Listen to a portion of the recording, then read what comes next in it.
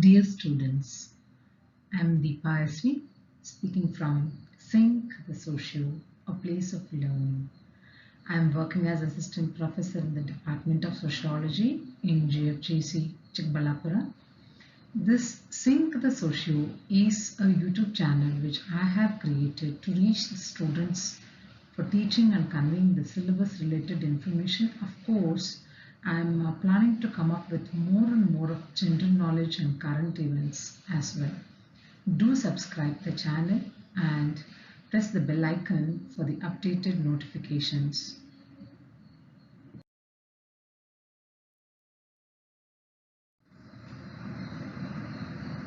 Today, I am going to speak about Component 6 in education, which has been designed for the second semester syllabus of Bangalore University. I'm Deepa, along with my friend Srinivasa T, who is working as assistant professor and also representing the Department of Sociology as head of the department, working in Government First Aid College, Nilmangla. We have put together, come up with this concept. ಈ ದಿನ ನಾವು ಚರ್ಚೆ ಮಾಡುವಂತಹ ಅಂಶಗಳು ಏನು ಅಂತ ಹೇಳಿದ್ರೆ, ಈ ಹಿಂದೆ ಭಾಗ 5ರಲ್ಲಿ ನಾವು ಈಗಾಗಲೇ ಔಪಚಾರಿಕ ಮತ್ತು ಔಪಚಾರಿಕೇತರ ಶಿಕ್ಷಣದ ಬಗ್ಗೆ ಚರ್ಚೆಯನ್ನ ಮಾಡಿರುವಂತಹದ್ದು. ಅದರ ಒಂದು ಹಿನ್ನೋಟ, recap of the meaning of formal and informal education and the difference between formal and informal education is being discussed in this present session. As we all know, formal education is a systematic education model which has been organized and structured and administered in a given set of laws and norms, where there is a rigid curriculum is there with regards to very specific objectives and content, and methodology is followed in giving the education. ಔಪಚಾರಿಕ ಶಿಕ್ಷಣ ಅಂತ ಹೇಳಿದಾಗ ನಮ್ಗೆಲ್ಲರಿಗೂ ಗೊತ್ತಿರೋ ಹಾಗೆ ಇದು ಒಂದು ಸಾಂಸ್ಥಿಕ ನೆಲೆಗಟ್ಟಿನಲ್ಲಿ ನೀಡುವಂತಹ ಒಂದು ಶಿಕ್ಷಣ ಪದ್ಧತಿ. ನಿರ್ದಿಷ್ಟವಾದ ಪಠ್ಯಕ್ರಮ ಇರುತ್ತೆ. ವೇಳಾಪಟ್ಟಿಯ ಪ್ರಕಾರ ನಿರ್ದಿಷ್ಟವಾದ ಸ್ಥಳಗಳಲ್ಲಿ, ಅಂದರೆ ಶಾಲೆ, ಕಾಲೇಜು, ವಿಶ್ವವಿದ್ಯಾಲಯ, ಇದರ ಒಳಗಡೆಯೇ ನೀಡುವಂತಹ ಒಂದು ವ್ಯವಸ್ಥಿತವಾದಂತಹ ಶಿಕ್ಷಣವನ್ನ ಔಪಚಾರಿಕ ಶಿಕ್ಷಣ ಅಂತ ನಾವು ಕರಿತಾ ಬರ್ತೇವೆ.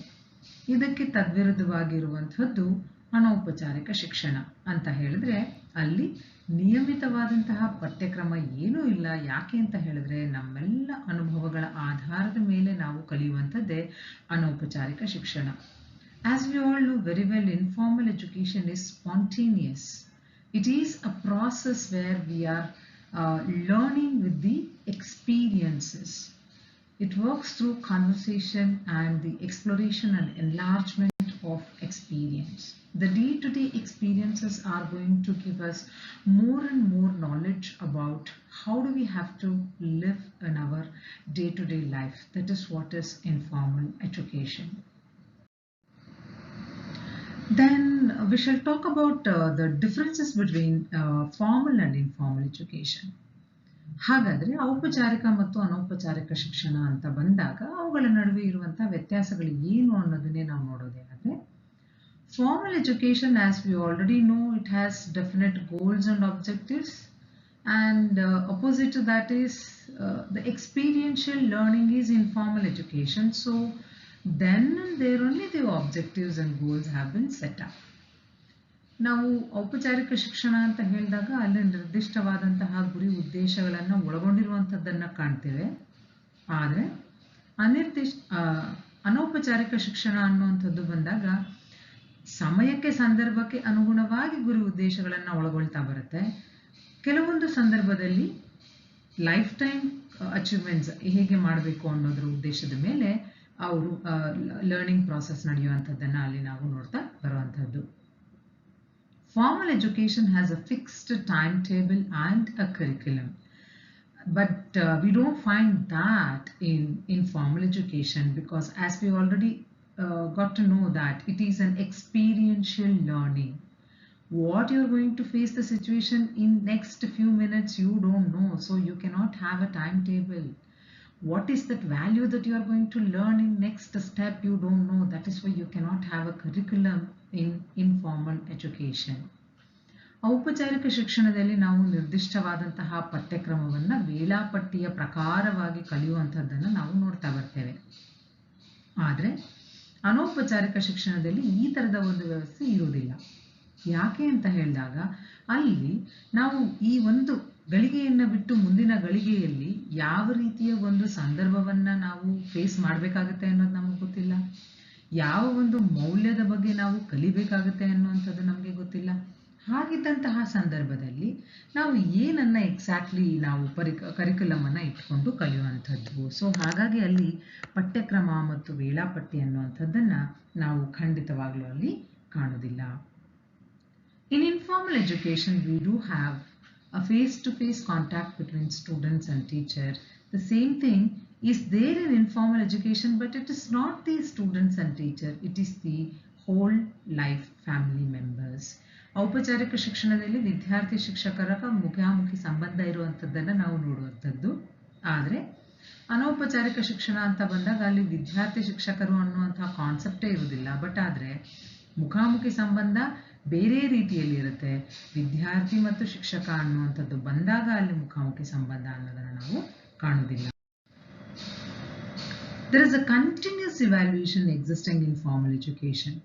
ಯಾಕೆ ಅಲ್ಲಿ ಕಂಟಿನ್ಯೂಸ್ ಇವ್ಯಾಲ್ಯೂಯೇಷನ್ ಇರುತ್ತೆ, ನಿರಂತರ ಮೌಲ್ಯಮಾಪನ ಔಪಚಾರಿಕ ಶಿಕ್ಷಣದಲ್ಲಿ ಕಂಡುಬರುತ್ತೆ ಅಂತ ಹೇಳ್ತೀವಿ ಅಂದರೆ, ನಾವಲ್ಲಿ ನೋಡುವಂಥದ್ದು ಪಠ್ಯಕ್ರಮಕ್ಕೆ ಅನುಗುಣವಾಗಿ ಕಲಿಯುವಿಕೆ.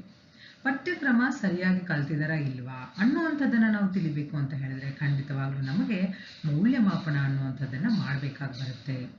ಇನ್ಫಾರ್ಮಲ್ ಎಜುಕೇಷನ್ ಅಥವಾ ಅನೌಪಚಾರಿಕ ಶಿಕ್ಷಣದಲ್ಲಿ ಈ ರೀತಿಯ ಯಾವುದೇ ಒಂದು ಇವ್ಯಾಲ್ಯೂಯೇಷನ್ ಅನ್ನುವಂಥದ್ದು ಇರುವುದಿಲ್ಲ.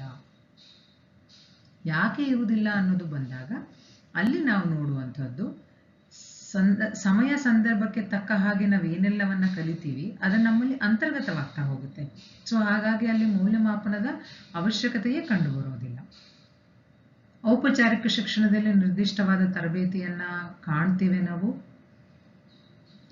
Formal education gives us a particular a training with expert teachers, but then informal education has a wide variety of lifetime experience with whom we are going to learn. ಅನೌಪಚಾರಿಕ ಶಿಕ್ಷಣದಲ್ಲಿ ನಾವು ಯಾರಿಂದ ಕಲಿತಾ ಇರ್ತೀವೋ ಅವರಿಗೆ ಜೀವನಾದ್ಯಂತ ಇರುವಂತಹ ಒಂದು ಅನುಭವದ ಆಧಾರದ ಮೇಲೆ ನಾವು ಅಲ್ಲಿ ಕಲಿಕೆಯನ್ನ ಮಾಡುವಂಥದ್ದನ್ನ ಕಾಣ್ತಾ ಬರ್ತೀವಿ. Formal education is a part of life, whereas informal education is a lifelong learning. ನಾವು ಅಲ್ಲಿ ನೋಡುವಂಥದ್ದು ಔಪಚಾರಿಕ ಶಿಕ್ಷಣ ಅಂತ ಹೇಳಿದಾಗ ಅದು ನಮ್ಮ ಜೀವನದಲ್ಲಿ ಒಂದು ಭಾಗ ಮಾತ್ರ. 1ನೇ ತರಗತಿಯಿಂದ 10ನೇ ತರಗತಿವರೆಗೂ ನೀವು ಕಲಿತೀರಿ. ಆ ನಂತರದಲ್ಲಿ ಒಂದು pre university education, then you have a degree, then you have a masters education. ಆ ನಂತರದಲ್ಲಿ ನೀವು ಕಲಿತಿರೋ, ಕೆಲ್ಸಕ್ಕೆ ಹೋಗ್ತಿರೋ, ಅದೆಲ್ಲವೂ ನಮ್ಮ ಒಂದು ಜೀವನದ ಒಂದು ಪರಿಸ್ಥಿತಿಯ ಆಧಾರದ ಮೇಲೆ ಡಿಪೆಂಡ್ ಆಗ್ತಾ ಹೋಗುತ್ತೆ.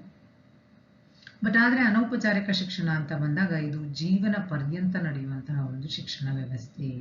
ಸೊ ಹಾಗಾಗಿ ಇಲ್ಲಿ ಕಲಿಯುವಿಕೆಯ ಪ್ರಕ್ರಿಯೆ ಅನ್ನುವಂಥದ್ದು ಹೆಚ್ಚು ಹೆಚ್ಚು ನಡೀತಾನೇ ಹೋಗ್ತಾ ಇರುತ್ತೆ. Formal education system has a systematic administrative structure.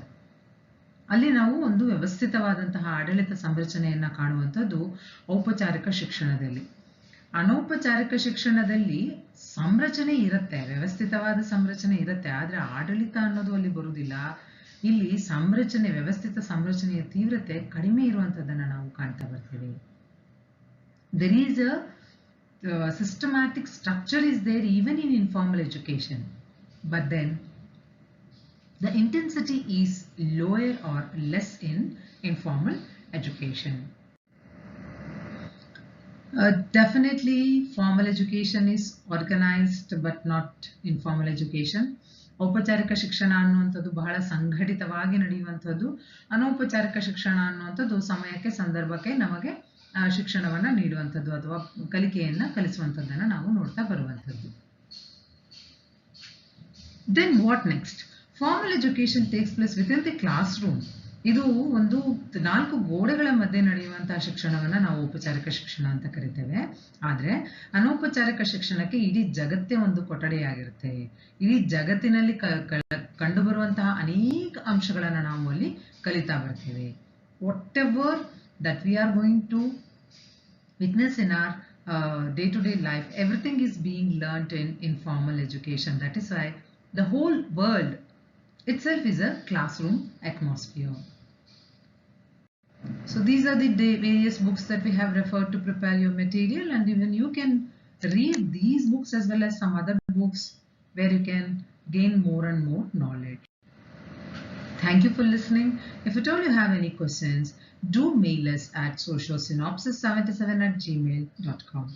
ಯಾರೆಲ್ಲ ನನಗೆ ಮತ್ತು ಶ್ರೀನಿವಾಸ್ ಸರ್ ಅವರಿಗೆ ನೇರ ವಿದ್ಯಾರ್ಥಿಗಳಾಗಿದ್ದೀರೋ ಅವರು ನಮ್ಮನ್ನ ಕಾಲ್ ಮುಖಾಂತರ ಸಂಪರ್ಕಿಸಬಹುದು, ವಾಟ್ಸ್ಆಪ್ನಲ್ಲಿ ಕಮ್ಯುನಿಕೇಶನ್ ಮಾಡಬಹುದು. The indirect students, you can mail us your doubts at socialsynopsis77@gmail.com. Thank you. We are always here to help you. Thank you once again.